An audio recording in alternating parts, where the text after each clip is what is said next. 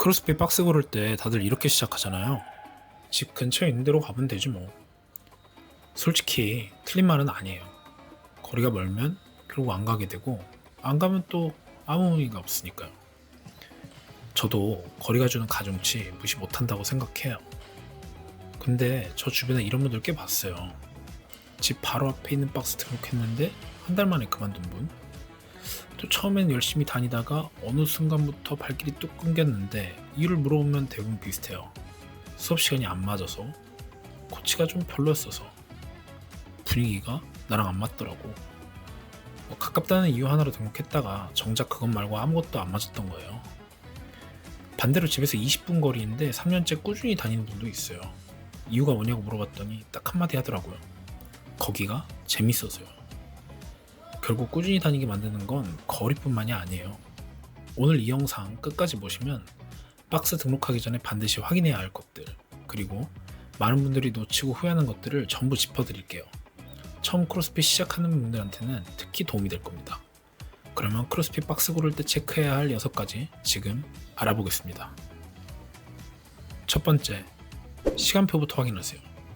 이게 생각보다 엄청 중요합니다. 크로스핏 박스는 헬스장이랑 달라요. 24시간 원하는 때 가는 게 아니라 정해진 시간표 안에서 수업을 예약해서 들어야 합니다. 대부분의 박스가 오전 수업 이후에는 오픈짐으로 운영하고 저녁 5시부터 다시 수업이 열려요. 낮에는 수업이 없는 경우가 대부분이죠. 그러니까 내가 어떤 패턴으로 살고 있는지부터 되짚어봐야 해요. 출근 전에 할 건지, 출근 후에 할 건지, 야근이 많은 편이라면 가장 늦은 수업은 몇 시인지, 주말에도 운동을 할 건데 주말 수업은 있는지, 오픈짐만인지, 심지어 평일권이랑 주말권을 따로 파는 박스도 있어요. 요즘은 하이룩스 프로그램을 따로 운영하는 박스도 늘고 있으니까 하이룩스에 관심 있으신 분들은 이 부분도 같이 체크해 보시면 좋습니다. 등록하고 나서 시간표가 안 맞아서 못 가는 경우가 생각보다 정말 많거든요. 가는 게 어려우면 결국 안 가게 되었어요. 당연한 말처럼 들리지만 이게 지속성을 좌우하는 가장 현실적인 조건입니다. 그리고 두 번째는요, 코치 역량이 핵심입니다. 그런데 제가 말하는 역량의 기준이 뭔지 잘 모르시는 분들이 많아요. 흔히 크로스핏 대회에서 좋은 성적을 낸 코치, 선수 출신 코치가 좋은 코치일 거라고 생각하시는 분들이 있는데요. 제 경험상 꼭 그렇지도 않더라고요. 그러니까 본인이 잘하는 것과 잘 가르치는 건 완전히 다른 영역이거든요. 되려 실력이 너무 뛰어난 코치일수록 초보 회원한테 좀 소홀한 경향이 있었어요. 자기 기준에서 당연한 게 초보한텐 전혀 당연하지 않은데 그걸 모르는 거죠.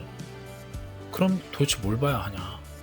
크로스핏 공식 자격인 CFL1, 레벨 1 자격이 있는지 먼저 확인해보세요. 이 자격은 크로스핏 본사에서 발행하는 공식 코칭 자격으로 취득 비용도 100만원 중반대고 5년마다 갱신이 필요한 제대로 된 자격증입니다. 코치 이름은 크로스핏.com 공식 트레이너 디렉토리에서 검색도 가능해요. 추가로 역도 전공이거나 역도 선수 출신이라면 아주 높은 가치가 있습니다. 크로스핏 동작 중에 역도 계열 동작, 스네치나 클린 앤 저크 같은 게 있는데 이게 따로 배워야 할 만큼 기술적으로 어려운 영역이거든요. 이걸 제대로 가르쳐줄 수 있는 코치가 있다면 정말 큰 장점이에요. 세 번째, 그래서 꼭 정식 지부여야 하냐고요? 꼭 그럴 필요는 없다고 봐요. 정식 지부 여부보다 코치 역량이나 시간표나 시설이 훨씬 더 중요한 경우가 많거든요. 다만 정식 지부는 크로스핏 본사와 제휴를 맺은 곳이라 최소한의 기준을 갖췄다는 신뢰도는 있죠. 국내에만 수백 개가 등록되었으니까 정식 지부를 출발점 삼아 찾아보시되 거기서 끝내지 말고 아래에서 말씀드릴 것들을 추가로 확인하시는 걸 추천드립니다. 네 번째, 수업 구성을 반드시 확인하세요. 요즘 박스들은 크로스핏만 하는 게 아니라 역도 전문 수업이라던가 하이록스 수업, 다양한 프로그램을 같이 운영하는 경우가 많아요. 이건 오히려 좋은 거예요. 반면에 헬스기구랑 크로스핏을 짬뽕으로 섞어놓은 곳들이 있는데 이런 곳은 솔직히 좀 피하는 게 낫습니다. 어중간하게 섞여 있으면 크로스핏 본연의 운동을 제대로 배우기가 좀 어렵거든요. 5번째, 시설입니다. 이것도 체크리스트가 있어요. 공간은 충분히 넓은지, 샤워실이 있는지, 또 다양한 동작이 가능하도록 기구가 잘 갖춰져 있는지, 그리고 바벨 드랍이 가능한 박스인지도 꼭 확인해 보세요. 드랍이 안 되면 리프팅 동작을 제대로 수행하기가 현실적으로 좀 어려운 경우가 있거든요. 층수도 개인적으로는 1층을 좀 선호해요. 제가 처음 크로스핏 시작했을 때 지하에 있는 박스였는데 생각보다 좀 답답한 느낌이 있었거든요. 물론 개인차가 있으니까 무료 체험을 통해서 직접 느껴보시는 게 제일 좋습니다. 단 여기서 치트키가 있어요. 저희 서두에 말했듯 거리가 가깝다면 이 모든 것보다 가중치가 훨씬 높아요. 운동은 결국 꾸준히 가는 게 전부거든요. 완벽한 박스가 집에서 멀면 아무리 좋아도 결국 안 가게 되어 있어요. 6번째, 무료 체험은 선택이 아니라 필수입니다. 인터넷에서 아무리 알아봐도 분위기는 직접 가봐야만 알 수 있어요.